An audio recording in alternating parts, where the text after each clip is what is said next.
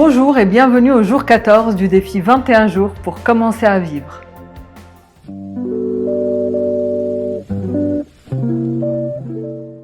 Aujourd'hui, nous allons voir comment se libérer des loyautés toxiques. Alors tout d'abord, qu'est-ce qu'une loyauté toxique ? Lorsque nous prenons des décisions qui ne sont pas ancrées dans notre liberté intérieure, mais qui sont plus ancrées dans l'attente d'une autre personne, là nous pouvons parler de loyauté toxique. Alors bien sûr, le terme toxique ne parle pas d'une toxicité absolue. Ce qui est toxique pour moi peut ne pas l'être pour quelqu'un d'autre. Par exemple, un aliment peut être toxique pour moi, mais pas du tout pour quelqu'un d'autre. Il peut même être au contraire très bénéfique. Et certaines loyautés sont même très aidantes. Si par exemple l'un de mes parents est un artiste, et si mon cœur pétille de joie à l'idée d'être artiste également, à ce moment-là, cette loyauté sera aidante. En revanche, si je suis issue d'une famille d'avocats, mettons, et que je n'ai pas du tout envie d'être avocat, j'ai envie d'être par exemple actrice ou chanteuse, à ce moment-là, la loyauté pourrait être toxique pour moi. Quand est-ce qu'on se libère d'une loyauté ?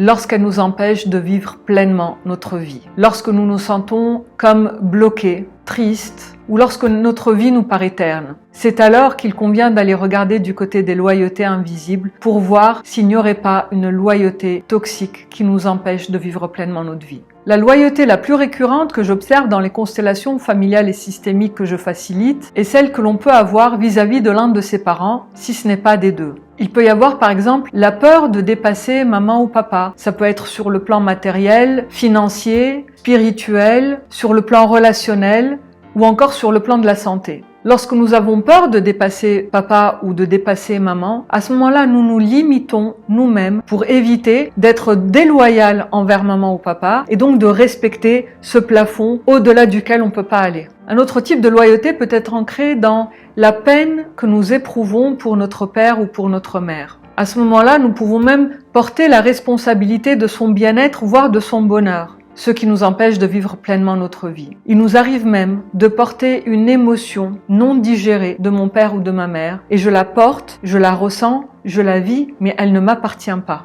Et le troisième type de loyauté s'ancre dans la colère que je ressens envers mon père ou envers ma mère.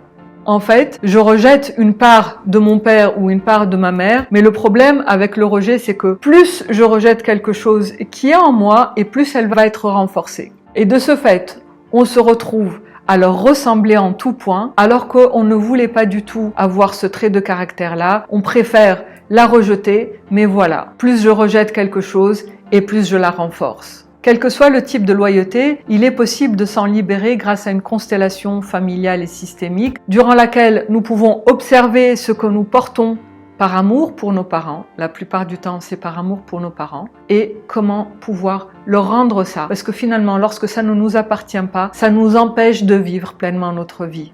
Même s'il s'agit du type de loyauté les plus fréquentes, il en existe bien d'autres. Par exemple, il existe ces loyautés invisibles avec nos frères et sœurs partis avant de naître. Lorsque notre mère fait une fausse couche ou décide de faire une interruption volontaire de grossesse, cette énergie va rester à l'intérieur de son ventre.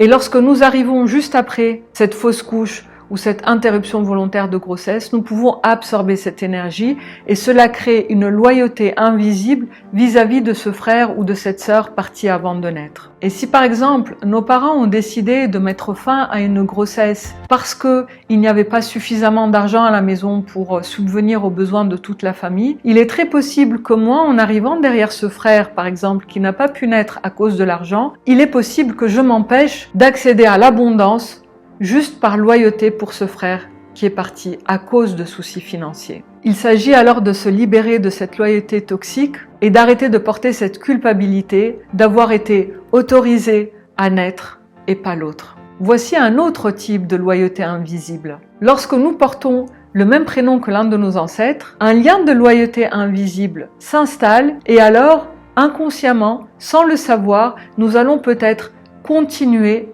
ce que cet ancêtre avait fait dans sa vie. Ça peut nous être agréable. Si notre ancêtre était un guérisseur et que nous avons envie d'expérimenter cette mission de vie de guérisseur, ça nous sera très utile d'avoir cette loyauté invisible. En revanche, si nous portons le prénom d'une grand-mère, d'une arrière-grand-mère ou d'une tante qui a été veuve très jeune et qui a eu une vie très difficile, il est fort possible qu'avec cette loyauté invisible, nous ayons une vie qui soit dure sans trop comprendre pourquoi. Dans ce cas, ce que j'invite à faire à la personne qui vient en constellation, c'est de rendre le destin difficile, pénible à l'ancêtre et de prendre son propre destin qui peut être totalement différent. Donc lorsqu'il y a un blocage sur le plan relationnel, sur le plan par exemple matériel, ce serait intéressant d'aller voir s'il n'y a pas une loyauté toxique derrière ça. Découvrons sans plus tarder l'affirmation du jour. Même si je te ressemble, maman, même si je te ressemble, papa, je m'autorise à faire différemment de toi, de vous. Je vous remercie de tout cœur de suivre ce défi 21 jours avec moi. À demain pour une nouvelle vidéo. D'ici là, prenez soin de vous. Bye.